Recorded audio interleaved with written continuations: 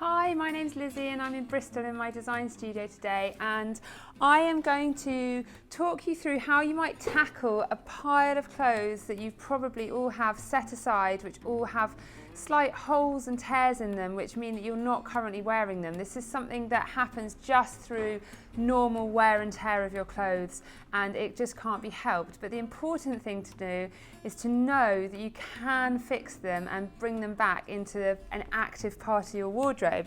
So I'm going to give you an introduction on lots of different ways to fix these things. First of all, I'm going to introduce you to this sparkly jacket. Now, I got this at a clothes swap the other day, and it was only when I got home that I noticed on closer inspection that there's actually a little tear in it. So I'm going to do this by hand, needle and thread. I've matched the colour up, but as long as it's roughly similar, you'll be absolutely fine. It's going to be quite invisible. Taking a double thread here, do a nice knot at the end. We're going to work from the inside to make sure that the knot we've made isn't going to be visible.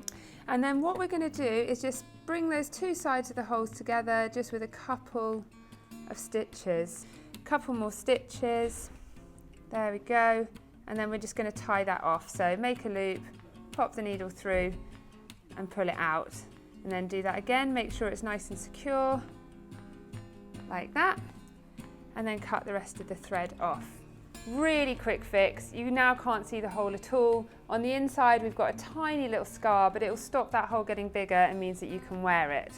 This is a beautiful wool jumper that's not been stored correctly, and what you can see here is moth damage. So this is a really common problem. Moths lay their eggs on our clothes if we don't store them properly over summer, which is when we're not really wearing our knitwear, and it's a time of year when the moths are most active. So what I'm going to do is show you how to do a simple knitwear darn. Again, I'm going to just take a few stitches. Now for this, you actually need a thicker type of yarn than the one I've just used. So I just used a standard cotton thread for the last one because it was a small hole.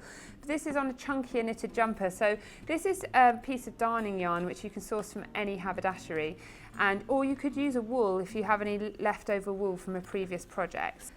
I'm just going to do a single thread on this, and I've used a much chunkier needle here because it's not going to damage the knitwear at all, and it's going to be much easier to work with this.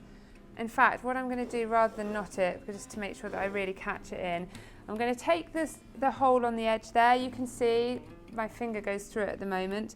So I'm just going to put the needle in like that, and as it's nearly comes through, when it's just near the end, I'm just going to tie a quick knot. It's a really good way to secure into knitwear so that the thread doesn't come through.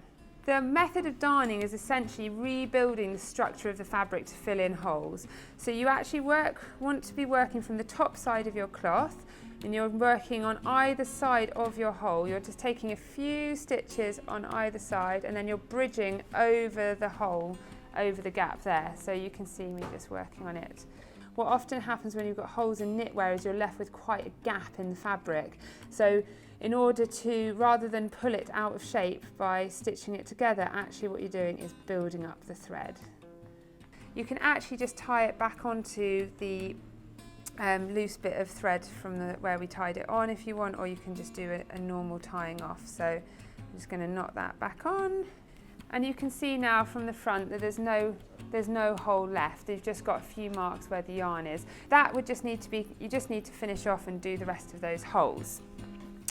So that's looking at knitted garments. Now I'm going to show you a common problem that you might find with a woven garment. This is a shirt here, and on the back of the neck it's got a little tear which has gone through, and some of the fibres have pulled apart, and we've actually got quite a big hole. Now to deal with this, what we actually need to do is put a little bit more reinforcement behind the fabric. So what I've done is I've taken a scrap of similar fabric. Now this could be something that you have got in your sewing box, something from an offcut. It really doesn't matter. The closer you can match it to the fabric, the better, but you can get away with quite a lot of things. And a piece of Bonder web here, which is a transparent glue, which you can buy from any haberdashery.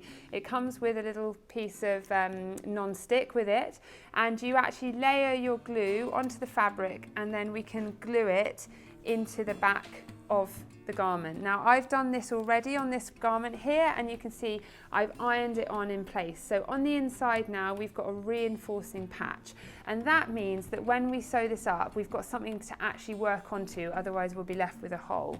So the first thing I'm going to do is just take away any loose threads. So you can see here these dark threads, these have been exposed from the hole being made. So I'm just going to trim those away to make a really nice neat finish. I've threaded the machine up just in a kind of nice neutral grey colour, and I'm just going to put it under the machine. I'm going to turn it on, and all I'm going to be doing is just sewing backwards and forwards on top of my patch over where the hole is to create a reinforcement. This isn't going to be an invisible repair, but it is going to hold it and stop this hole getting any bigger. So forwards there, and just backwards and forwards using the reverse setting.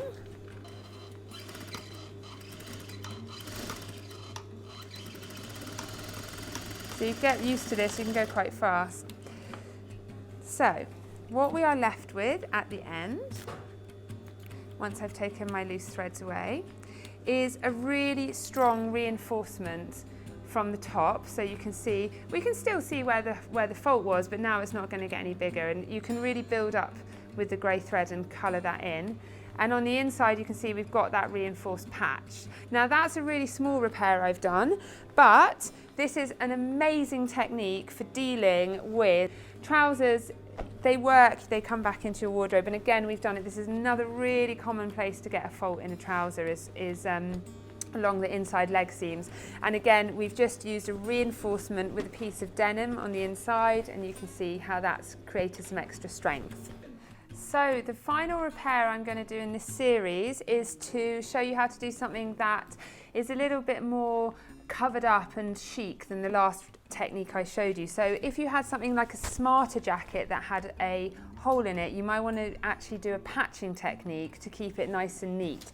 So this is a lovely blazer, but as you can see it's just got a snag in the elbow, something really easy to be done. You just catch it on something and it leaves it in a situation where you're not really going to wear it. Now you can source really easily from haberdasheries pre-made patches, or you could make elbow patches out of anything that was felted or tightly woven. So all you need to do for this technique is just pop your hand inside the sleeve so that you can get your hand between the two sides of the sleeve, and then you just need 4 pins. So we're going to pin it in each 4 quarters just to hold it in place. Now it's really advisable once you've pinned it to try it on, just to make sure that it absolutely does fall right on your elbow and it's nice and straight. I'm just going to get my light in the right place, and we're going to go in from the top of the shoulder rather than from the cuff, because we've got more space to maneuver there.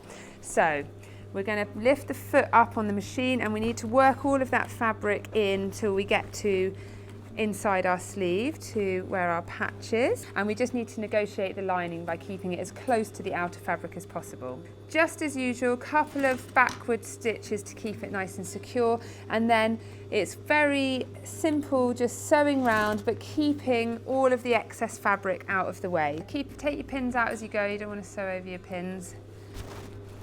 So it is a large amount of material to keep moving out of the way, so just take your time and just keep slightly moving it. As you're sewing around the panel, just keep that bulk of excess fabric out of the way. So I've chosen navy just to match the navy jacket because I like to wear this for quite smart occasions, but if you wanted to do something a little bit more creative, you could go for like a tweed on a plain jacket or a plain patch on a tweed jacket. So I don't think it matters that if whether or not they exactly match, and you know, they're often sewn on new garments as a style feature.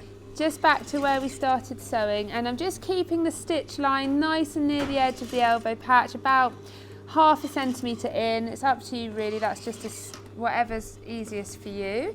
So I've just done a back tack, and now I'm going to cut the loose threads, and here we have the elbow patch sewn on. So it's got a really nice suede texture against the jacket, it's held in place, and that's going to support the sleeve of the jacket, make sure that the hole doesn't get any bigger, and mean that you can start wearing it to meetings and back into work again.